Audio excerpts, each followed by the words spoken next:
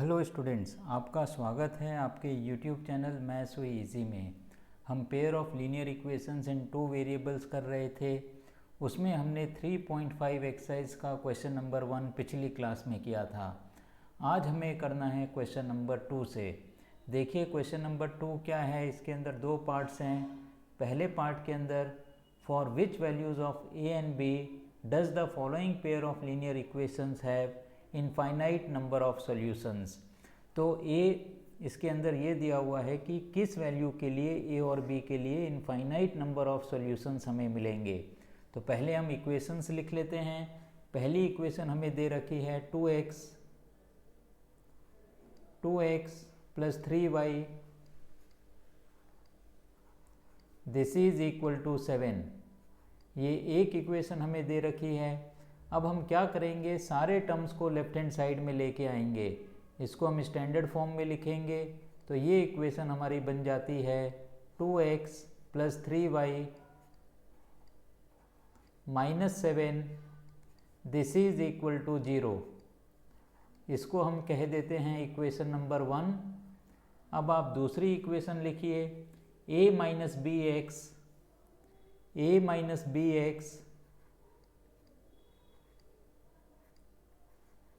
Plus a plus B Y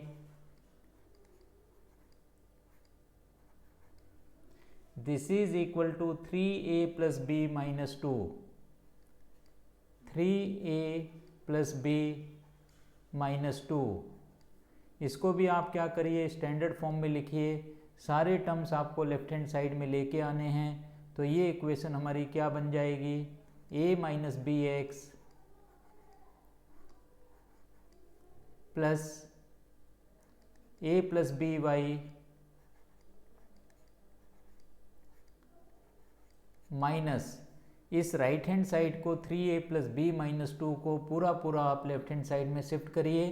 तो हमने minus लिख दिया है, एक ब्रैकेट लगा दिया है। इसके अंदर आप लिखिए 3a plus B minus 2 this is equal to 0।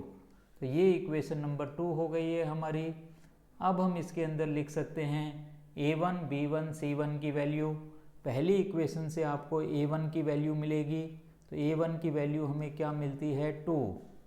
इसी तरीके से आप b1 की वैल्यू लिखिए।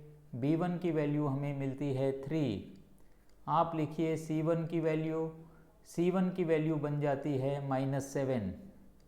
अब हमें लिखना है a2 की वैल्यू जो हमें दूसरी इक्वेशन से मिलेंगी a minus B.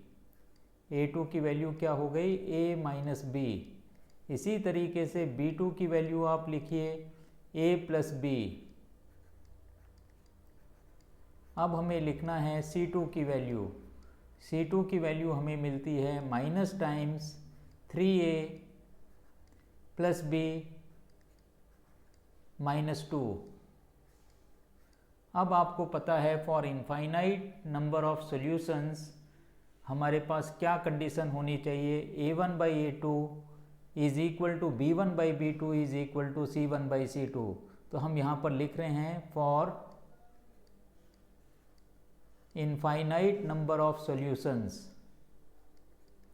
Infinite number of solutions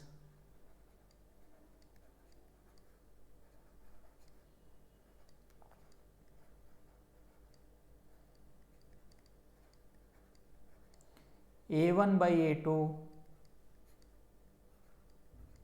is equal to b1 by b2 is equal to c1 by c2। तो ये कंडीशन होती है इनफाइनाइट नंबर ऑफ सॉल्यूशंस के लिए। अब आप इस कंडीशन को अप्लाई करिए। देखिए आपको क्या मिलता है, a1 की वैल्यू है 2 अपॉन a माइनस बी। तो हमने यहाँ पे लिखा 2 divided by a minus B. इसी तरीके से आप क्या लिखोगे, 3 divided by a plus B. और आपको क्या लिखना है, -7 divided by -3a plus B minus 2। 3a plus B minus 2। अब ये माइनस माइनस आप यहाँ से कैंसिल कर दीजिए। अब इस इक्वेशन के अंदर बेसिकली दो इक्वेशंस हैं, तो इनको हमें साइमल्टेनियसली सॉल्व करना है और a और b की वैल्यू निकालनी है। अगर हम पहले दो टर्म्स ले लेते हैं तो इससे हम क्या लिख सकते हैं, 2/a minus b, this implies 2/a minus b, this is equal to 3/a plus b। इस इक्वेशन को हम सॉल्व करेंगे। इसके बाद हम सेकेंड और थर्ड पेयर को लेके एक इक्वेशन बनाएंगे। देखिए अगर हम इसको सॉल्व करते हैं तो हमें क्या मिलता है। अगर हम इसको सॉल्व करते हैं तो क्रॉस मल्टीप्लाई कर सकते हैं हम, इससे हमें मिलता है this implies 2 times a plus b, 2 times a plus b, this is equal to 3 times a minus b। अब आप इसको ओपन कर दीजिए, मल्टीप्लाई कर लीजिए, 2a plus 2b, 2a plus 2b, this is equal to 3a minus 3b, 3a minus 3b। अब आप देखिए इसमें हम क्या कर सकते हैं, 2a को आप राइट हैंड साइड में ले आइए, a बन जाएगा, और माइनस 3b को आप लेफ्ट हैंड साइड में ले आइए, 5b बन जाएगा। तो इससे हम क्या लिख सकते हैं, this implies a is equal to 5b, a is equal to 5b। इसको भी हम एक इक्वेशन दे देते हैं, दिस इज इक्वेशन नंबर 1। तो हमें a की वैल्यू क्या मिल गई है, a is equal to 5b, ये हमें मिलता है। अब आप दूसरे दो पेयर्स ले लीजिए, 3/a plus b, 3/a plus b, this is equal to 7/3a plus b minus 2।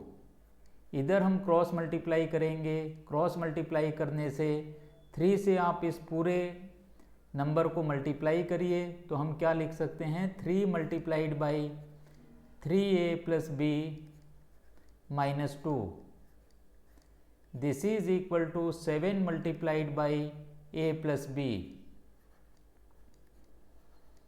अब आप इसको मल्टीप्लाई करिए तो हम क्या लिख सकते हैं, 9a plus 3b minus 6, this is equal to 7a plus 7b। अब अगर हम राइट हैंड साइड को भी लेफ्ट हैंड साइड में ट्रांसफ़र कर देते हैं, 9a माइनस 7a हमें मिलता है 2a, और ये 7b है, 3b माइनस 7b अगर हम करते हैं तो हमें कितना मिलेगा, minus 4b minus 6, this is equal to 0। अब हम इसके अंदर क्या कर सकते हैं, पूरी इक्वेशन को 2 से डिवाइड कर सकते हैं। अगर हम पूरी इक्वेशन को 2 से डिवाइड करेंगे तो हमें मिलेगा a minus 2b, a minus 2b minus 3, this is equal to 0। अब इससे हमें a की वैल्यू मिल जाती है, a की वैल्यू हमें कितनी मिलेगी, 2b plus 3, this implies a is equal to 2b plus 3। अब हम क्या करेंगे, a को एलिमिनेट करेंगे इक्वेशन 1 और इक्वेशन 2 से, तो इसको आप लिख दीजिए इक्वेशन नंबर 2। हम यहाँ पर लिखते हैं एलिमिनेटिंग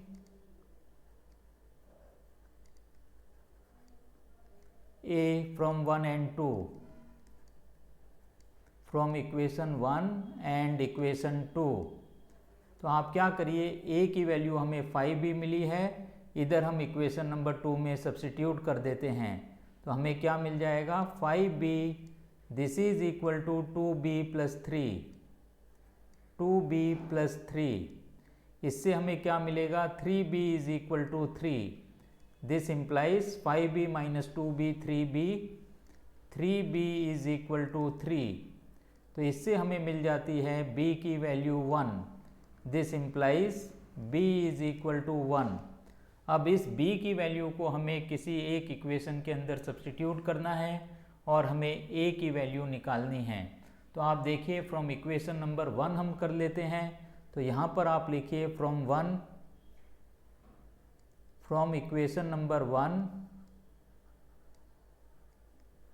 आप b की वैल्यू 1 हम सब्स्टिट्यूट करेंगे तो a की वैल्यू क्या आ जाएगी 5 इंटू 1, 5b है तो ये कितनी बन जाएगी 5 इंटू 1, तो ये कितना हमें मिलता है 5 मिलता है। तो इससे हमें a की वैल्यू 5 मिल जाती है और b की वैल्यू 1 मिलती है। ये हमारा इस केस के अंदर आंसर हो जाएगा। तो आप यहाँ पर मेंशन कर सकते हो answer is equal to a is equal to 5 and b is equal to 1। इस तरीके से हमने क्वेश्चन नंबर 2 का फर्स्ट पार्ट किया है। अब आप आइए हमें करना है सेकेंड पार्ट। क्वेश्चन नंबर 2 के अंदर सेकेंड पार्ट हमें डिस्कस करना है। देखिए सेकेंड पार्ट क्या है, for which values of k will the following pair of linear equations have no solutions. पहली इक्वेशन हमें दे रखी है 3x plus Y is equal to 1, 3x plus Y this is equal to 1। इसको भी हमें स्टैंडर्ड फॉर्म में लिखना है तो इसको हम कैसे लिख सकते हैं 3x plus Y minus 1 this is equal to 0। ये इक्वेशन नंबर 1 बनती है हमारे लिए। अब आप आइए दूसरी इक्वेशन लिखिए 2k minus x 2k minus 1x। अब आप y वाला टर्म देखिए k minus 1 Y plus k minus 1 Y, ये किसके इक्वल है 2k plus 1k, this is equal to 2k plus 1। इसको भी हम स्टैंडर्ड फॉर्म में लिख लें तो ये इक्वेशन हमारी क्या बन जाएगी 2k minus 1x 2k minus 1x plus k minus 1 Y k minus 1 Y minus bracket में आप लिख दीजिए 2k plus 1 this is equal to 0। ये इक्वेशन नंबर 2 हमारी बन जाती है। अब हम क्या कर सकते हैं, हम a1 b1 c1 और a2 b2 c2 की वैल्यूज़ इसमें लिख सकते हैं। तो आप देखिए a1 की वैल्यू कितनी बन जाएगी 3 बन जाएगी। दिस इम्प्लाइज पहली इक्वेशन में जो x का कोफिशिएंट होता है वो a1 होता है, a1 की वैल्यू 3 b1 की वैल्यू 1, तो हमने यहाँ पे लिख दिया b1 is equal to 1 c1 is equal to minus 1। अब आप लिखिए a2 की वैल्यू, a2 की वैल्यू बनती है 2k माइनस 1, 2k माइनस 1। इसी तरीके से b2 की वैल्यू बनती है k माइनस 1 और c2 की वैल्यू बनती है minus times 2k plus 1।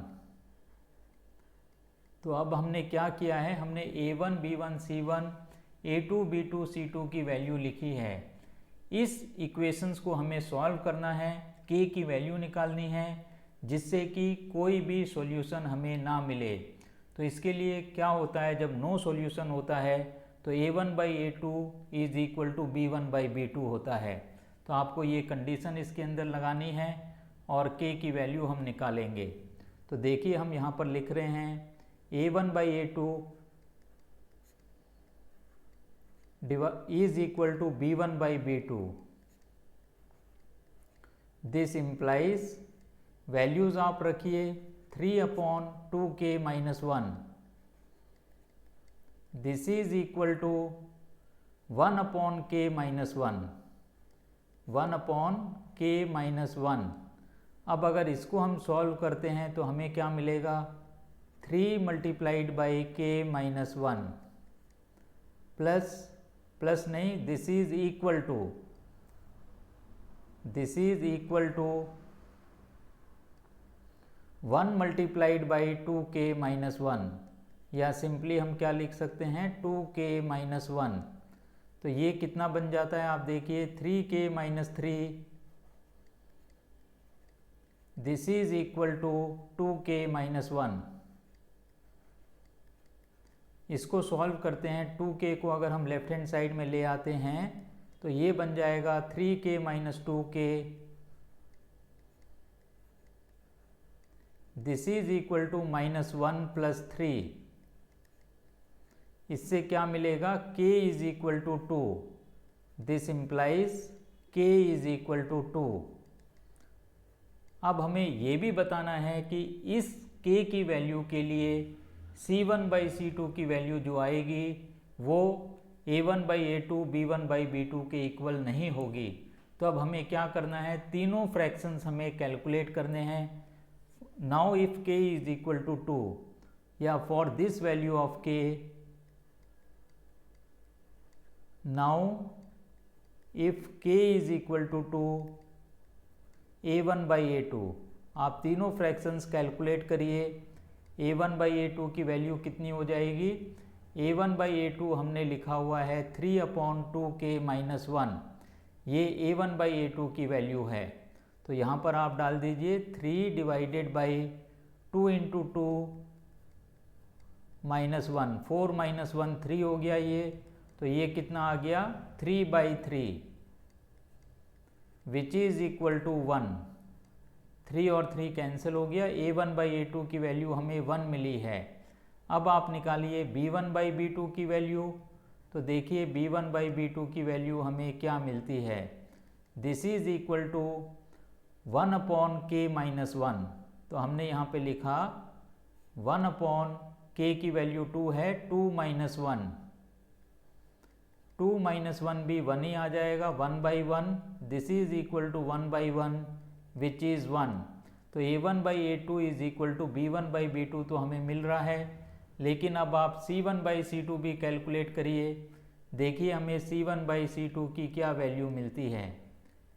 C1 by C2 हमारे पास क्या है, C1 की वैल्यू है -1 और C2 की वैल्यू है -2k प्लस 1।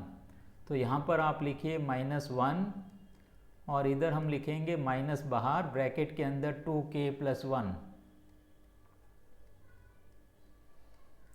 अब ये माइनस माइनस कैंसिल, k की वैल्यू हमें 2 मिली थी, k की वैल्यू अगर हम 2 रख देते हैं तो ये हमें मिलता है 1/5, 2 इंटू 2 4, 4 प्लस 1 5, तो ये कितना मिल गया 1/2 into 2 plus 1, 2 into 2 plus 1, this is equal to 1/5।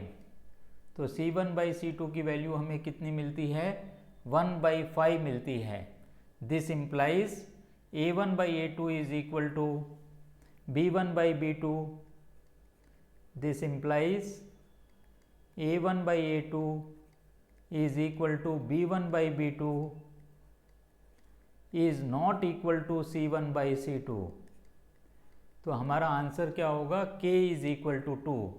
सवाल क्या था, for which value of k will the following linear equations have no solutions. तो हम क्या लिखेंगे आंसर के अंदर,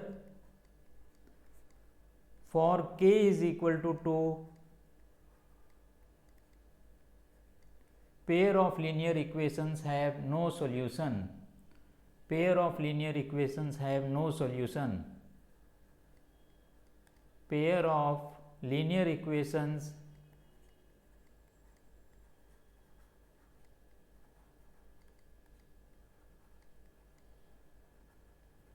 have no solution।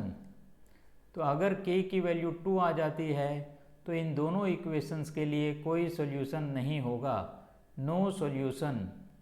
अब आप आइए हमें करना है क्वेश्चन नंबर 3। देखते हैं हमें क्वेश्चन नंबर 3 में क्या पूछा गया है। क्वेश्चन नंबर 3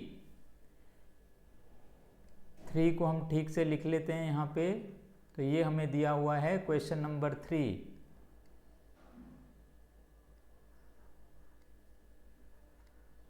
क्वेश्चन नंबर 3 है, solve the following pair of linear equations bye substitution and cross multiplication method.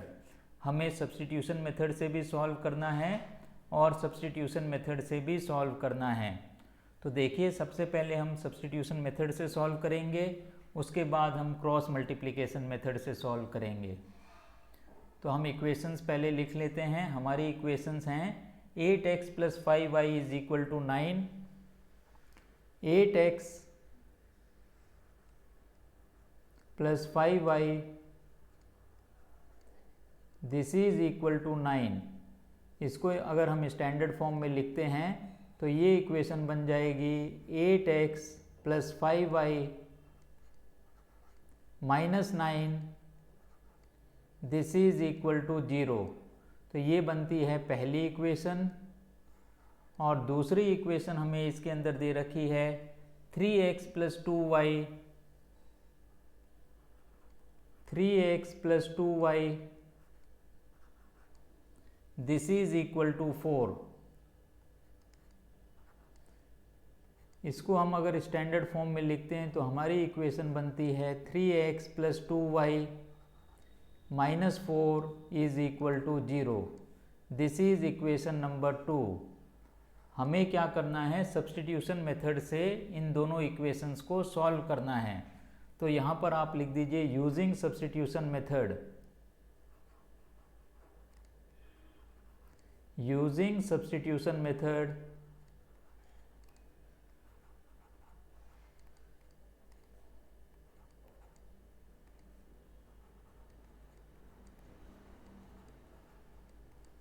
अब सब्स्टिट्यूशन मेथड के अंदर हमें क्या करना होता है, किसी भी एक वेरिएबल की वैल्यू दूसरे वेरिएबल के टर्म्स में निकालनी होती है। तो हम सेकेंड इक्वेशन का यूज़ करते हैं फ्रॉम इक्वेशन नंबर 2 हमें क्या मिलेगी, 2y = 4 - 3x, 2y = 4 - 3x। इससे हम y की भी वैल्यू निकाल सकते हैं। y की वैल्यू हमें कितनी मिल जाएगी, this implies y = 4 - 3x/2, 4 - 3x whole divided by 2। इसको आप लिखिए इक्वेशन नंबर 3। अब इस y की वैल्यू को हम इक्वेशन नंबर 1 में सब्स्टिट्यूट करेंगे। तो अब यहाँ पर लिखिए फ्रॉम 1 या substitute the value of y in equation number 1। From 1 हमने सिंपली लिख दिया फ्रॉम 1। तो 1 के अंदर हम y की वैल्यू सब्स्टिट्यूट कर रहे हैं। तो ये क्या बन जाएगा हमारे पास, 8x + 5y।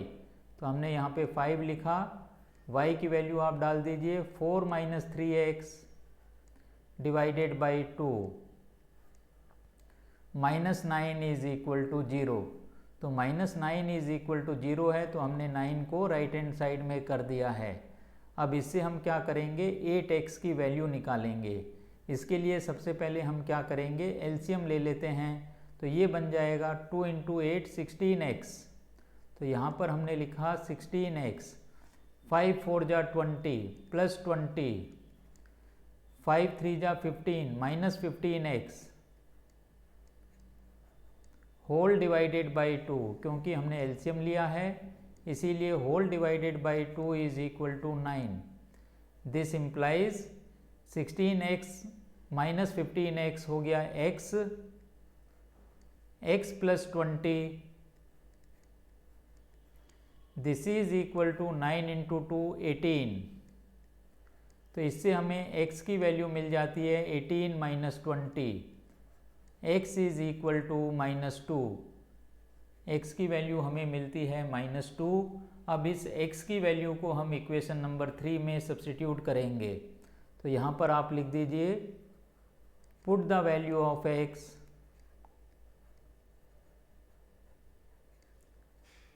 Put the value of x in equation number 3। तो y की वैल्यू कितनी आ जाएगी, y = 4 - 3x, 3 × -2 whole divided by 2। इसको अगर हम सॉल्व करते हैं तो 4 3 2 जा 6 बन गया, 4 + 6 10/2, 4 + 6 divided by 2 which is equal to 10 divided by 2, तो y की वैल्यू हमें मिलती है 5। तो x की वैल्यू -2 और y की वैल्यू 5। तो आप आंसर क्या लिख सकते हो, x is equal to -2 and y is equal to 5। तो ये हमारा जो है आंसर आता है। सेम आंसर हमें जो है क्रॉस मल्टीप्लिकेशन मेथड से भी मिलना चाहिए। आइए हम क्रॉस मल्टीप्लिकेशन मेथड से भी इन इक्वेशंस को सॉल्व करते हैं। तो एक बार फिर से हमें ये इक्वेशंस लिखनी हैं। देखिए हमारी इक्वेशंस हमें क्या दे रखी हैं। आइए यहाँ पर हम लिख देते हैं cross multiplication method. Using cross multiplication method, using cross multiplication method, cross multiplication method.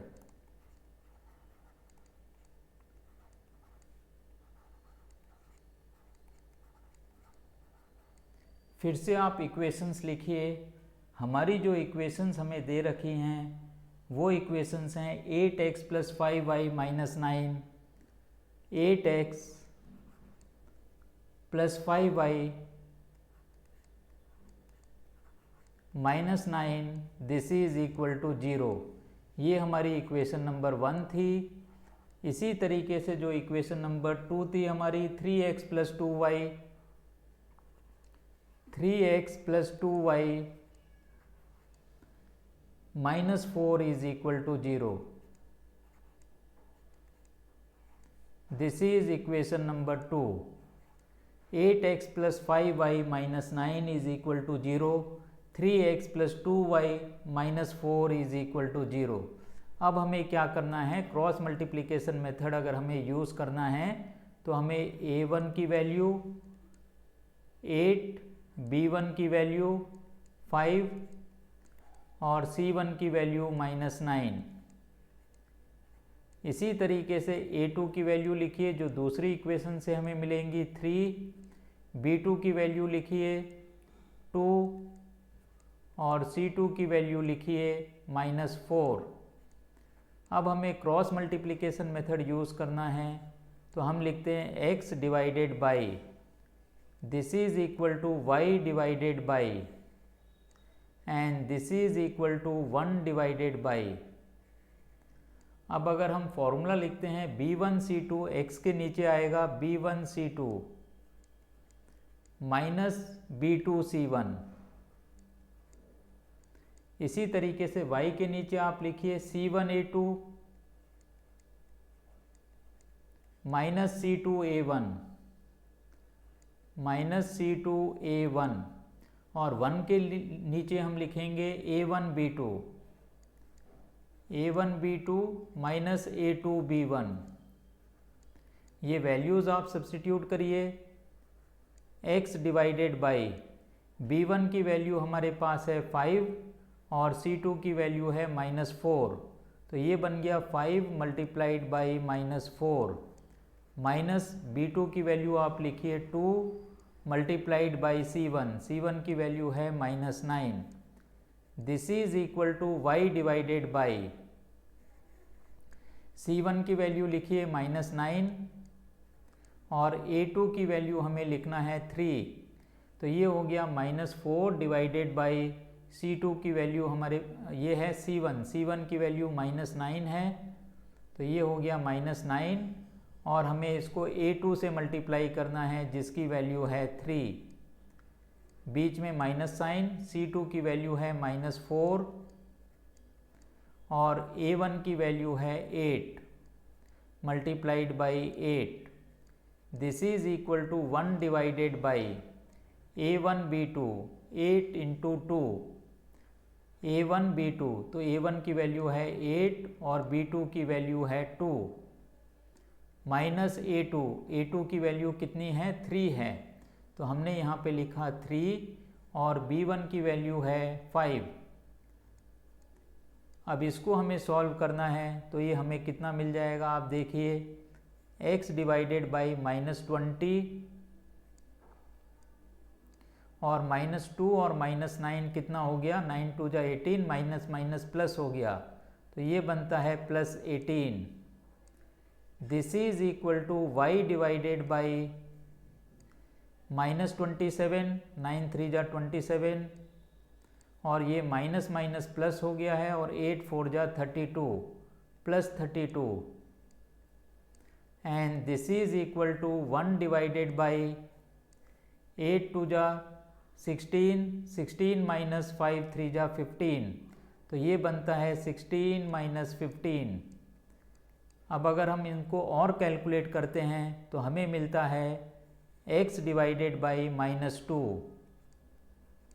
This is equal to y divided by 5, y divided by 5, and this is equal to 1 divided by 1 या simply 1। अब इससे हमें x की value मिल जाती है, -2 को अगर हम राइट हैंड साइड में लेके जाते हैं, this implies x is equal to -2 and y is equal to 5। यही हमें जो है सब्स्टिट्यूशन मेथड से भी आंसर मिला था। तो आप आंसर मेंशन कर सकते हो यहाँ पे, x is equal to -2 and y is equal to 5। तो हमारा आंसर क्या हो गया, x is equal to -2 and y is equal to 5। तो इस तरीके से हमने क्या किया है, आज क्वेश्चन नंबर 2 और क्वेश्चन नंबर 3 सॉल्व करे हैं। तो मैं उम्मीद करता हूँ कि ये दोनों ही सवाल आपको अच्छी तरीके से समझ में आ गए होंगे। अगर मेरा पढ़ाना आपको समझ में आता है तो इस चैनल को ज़्यादा से ज़्यादा शेयर करिए, लाइक करिए और सब्सक्राइब करिए। इससे भी ज़रूरी जो नीडी स्टूडेंट्स हैं उनको इस चैनल के बारे में बताइए, जिससे वो भी अपनी पढ़ाई को आसान कर सकें। इसके साथ ही आज की क्लास हम यहीं समाप्त करते हैं। Have a nice day.